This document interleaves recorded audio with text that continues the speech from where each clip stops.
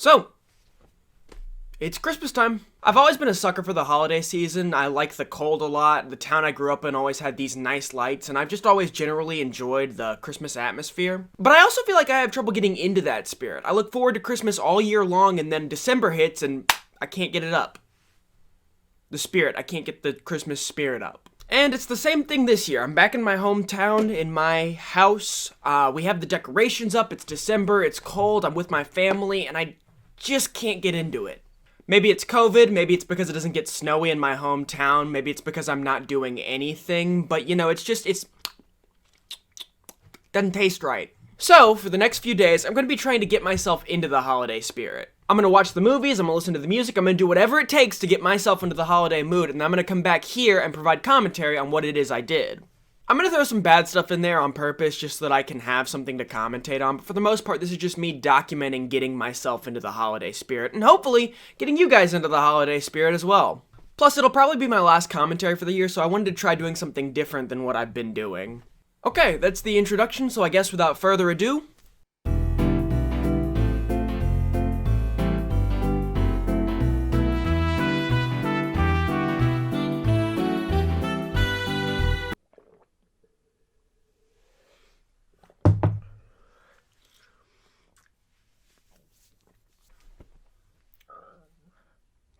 that was a bad idea. Okay, so we're at the end of the first day, and I decided the best way to kind of ease into the holiday spirit would be with some Christmas music. I figure music's a good way to set the mood for something, so if I wanted to get into the holiday mood, I should go ahead and start listening to nothing but Christmas music starting today. So that became my rule. I couldn't listen to anything but Christmas music starting today until Christmas was over. And with my new system in place, the first song I chose to listen to was... Because fuck the system, I'm not a sheep. I don't have to follow any of my rules. In fact, fuck the rest of this video. This is now a top 10 Green Day's countdown video. Because Green Day's keeping it real. They don't care about the establishment. They don't care about you. Okay, so the number 10 Green Day is... a getting into the holiday spirit video by me, because I don't even have to follow Green Day's rule! They can't tell me that their 10th best song isn't this video about Christmas. No one can tell me that! So, let's talk a little bit about Christmas music. Now, if you've seen my previous video, you probably know I'm a big fan of the Barenaked Ladies' Christmas album, Barenaked for the Holidays. Seriously, this album is truly fantastic. You kind of find out what it's all about in its opening song, which is the band's rendition of the song Jingle Bells. A piano starts playing, and Stephen Page starts softly singing the lyrics to Jingle Bells. Dashing through the snow in a one-horse open sleigh o'er the field. Then, once you're kind of lulled into the comfort of the song, it explodes into absolute lunacy. Jingle bells, jingle all the way. Oh, what fun it is to ride in a one-horse open sleigh. Hey, jingle bells, jingle all the way. Oh, what fun. A number of different loud instruments join the mix. Stephen Page belts the Batman Smells version of the lyrics and then just screams into the microphone. It's absolute chaos before going back to the piano version, before coming back out to the crazy version of the song to finish it off. And the rest of the album plays out exactly like that. It's silly and it's also great. They have a song about the mistreatment of elves with Michael Bublé, and then they have this jazz rendition of God Rest Ye Merry Gentlemen with Sarah McLachlan. They're both great in their own ways, and they fit so well on the album. It's just... They have a bunch of other great tracks on there. My personal favorite is probably their cover of Auld Lang Syne, but the whole thing is my favorite thing to listen to during Christmas time. But I get that Barenaked Ladies is probably not for everyone, so I listened to a bunch of other stuff today to try to help you get into the spirit. And with Christmas, it's really hard to go wrong. All I Want for Christmas Is You, Santa Tell Me, Mistletoe. It's beginning to look a lot like Christmas. It's the most wonderful time of the year underneath the tree. Not Christmas Shoes. I don't get how that song ever got popular. It's just sad, uncomfortable, a little bit pandering. I hate it. Instead of listening to that song, we should all be listening to Fall Out Boy's You'll Shoot Your Eye Out, which I didn't know existed until today, but I already love it. Don't come home for Christmas. You're the last thing I want to see underneath the tree. His voice is so pretty. I also just recently discovered Christmas rap, and I enjoy that a lot. Smino has a cool 2-song EP called High for the Holidays. One of Chance the Rapper's best songs in the past couple of years was the opening to his Christmas album. I think it's really fun to see this genre delve into Christmas because they fit together oddly perfectly. It's just not something I would have expected, but something I love. Now, I'm also a pretty big fan of the alt-rock genre, and they have some pretty good Christmas albums as well. My Morning Jacket does Xmas Fiasco Style, Slow Club's Christmas Thanks for Nothing EP, Swift Jan Stevens Silver and Gold. It's all just perfect. But also, unlike most Christmas music, these Christmas albums tend to get very sad. Like Coil Gorelli's Christmas and Me EP starts off with a song that's essentially about him breaking up with Christmas.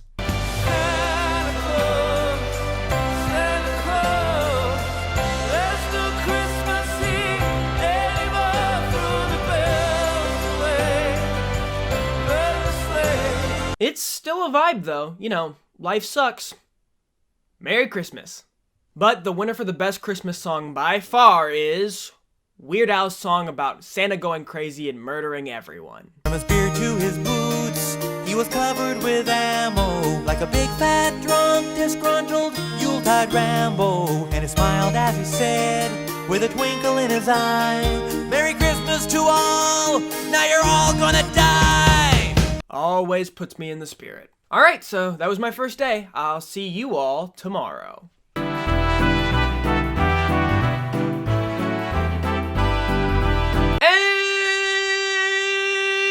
we're back.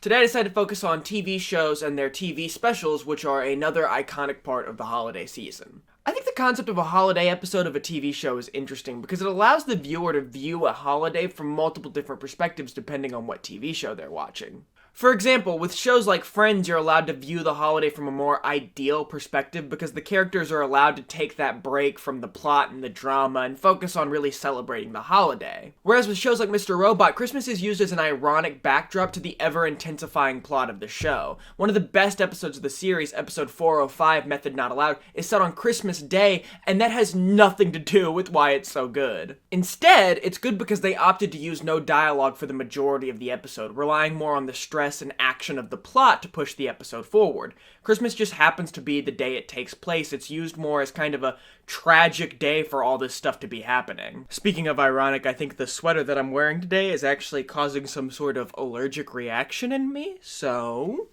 we're gonna not do this one. Okay. Whew. But my favorite holiday episode of a TV show by far is an episode of Chuck called Chuck vs. Santa Claus. If you haven't seen the show, it's about a guy named Chuck who's kind of a computer nerd who lives with his sister and doesn't live the most fulfilling life, accidentally downloading a bunch of government secrets into a computer in his brain. I promise I cannot explain it much better than that. The bulk of the show follows him and the 2 CIA agents who are assigned to protect him as they go on different missions for the CIA, and it focuses largely on him balancing that cold-hearted secret agent lifestyle with his own life as he hides the secret from his family and friends. And in the Christmas episode I'm talking about, Chuck does not pull its punches. The episode focuses on Chuck and his family and his friends as they're held hostage in the department store Chuck works at and sees Chuck having to try and negotiate all of their ways to safety. The reason I like the episode so much is because of how it handles the holidays. It's still fun and festive, but all within the context of a hostage situation and showing how Chuck's life is impeded by his life as a spy. I really like that the episode kept the core struggle of Chuck's life intact rather than having everything stop so they can have a happy holiday, because I feel like that's a little bit more true to what the holidays are like. It's a Christmas episode for the people who are struggling even on Christmas Day, and it allows the viewer to see that the holidays don't have to be perfect. Sometimes you're just gonna get held hostage. And that's not a metaphor, so be prepared for that. I also enjoyed this episode because it makes sense within the context of the world and doesn't delve too far from what the show has established, which is important when you're doing a Christmas special. I mean, unless you want to just sing about Christmas and go shopping for presents, the context of your series be damned, that also works. Gotta get a gift, gotta get a gift, gotta get a gift, gotta get a gift, gotta get a gift for Splinter. How about a set of golf clubs? Splinter's not athletic. I watched the whole of We Wish You Eternal Christmas for that one joke. I wanted to say more, but there's not really a lot to say. It's just bad, and I can't really make fun of it because I don't know if it's trying to be anything but bad. I just did a video about the Turtles. I could have wrapped everything up, you know, brought things back, like just had this be like a cool way to end the year, and it's just I don't have anything to say about it. So that sucks. All right. See you tomorrow. So yesterday, while I was doing the TV specials, something felt a little bit off. These TV shows I was watching were just going. I mean, I was watching these things for hours, and they were barely trying to sell me anything. And then it hit me. I almost forgot about the commercials. I think the only time in my entire childhood I ever liked commercials was during Christmas time. I couldn't stand it when people told me to put on my pants or stop singing the two front teeth part of "All I want for Christmas is my two front teeth. Two front teeth. Two front teeth. Two front teeth. Two front teeth." But I loved it when the M&Ms interacted with Santa Claus. But now I'm an adult, so legally I have to look at everything with an analytical eye. I also can't enter homes without being specifically invited, I can't walk in the daylight, and I can't see my reflection anymore. So let's look at some commercials. Now there are some commercials that exist as straight up Christmas classics. That Hershey Kiss commercial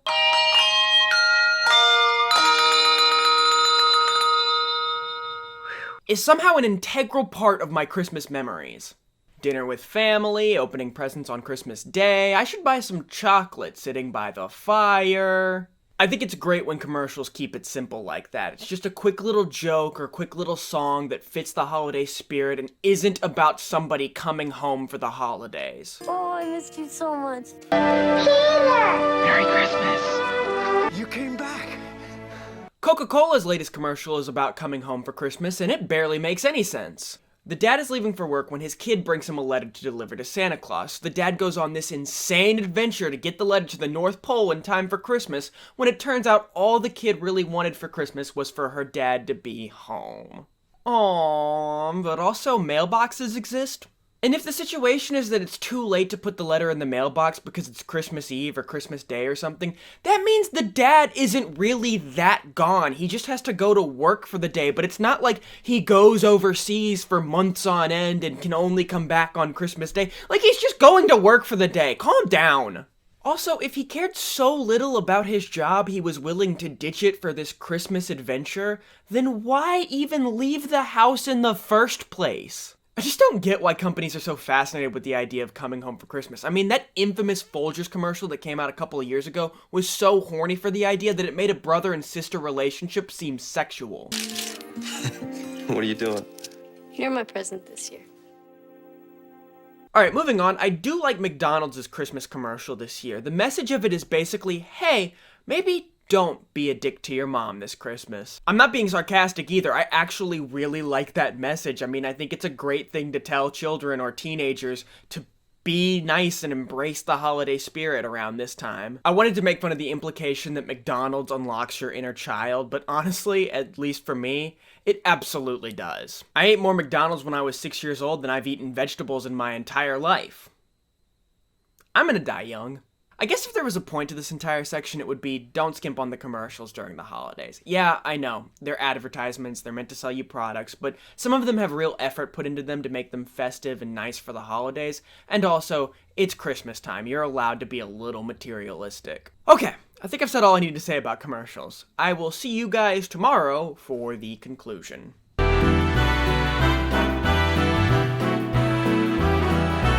So, it's my fourth and final day of doing this because as everyone knows, Christmas time only do 4 days for a video. I know that a lot of this video has been very media-centric, so for the final day, I decided to focus on some of the things that I like to do during the holidays that don't involve me sitting in front of my computer. For example, one of my absolute favorite things to do during the holidays is get in my car and drive around to different neighborhoods to see all the different house lights people put up, or if it's warm enough, just go walk around outside. Most years, my friends and I pile into a car and drive around for hours just looking at the different lights, and we've seen some really amazing lights. It's very fun to see what people can do, and it's very relaxing relaxing just to kind of sit in a car and talk to your friends for a couple of hours. It's also super fun to bake during the holiday season, though I personally don't normally get near the actual baking stuff unless it's break and bake cookies, because that's basically just having cookies.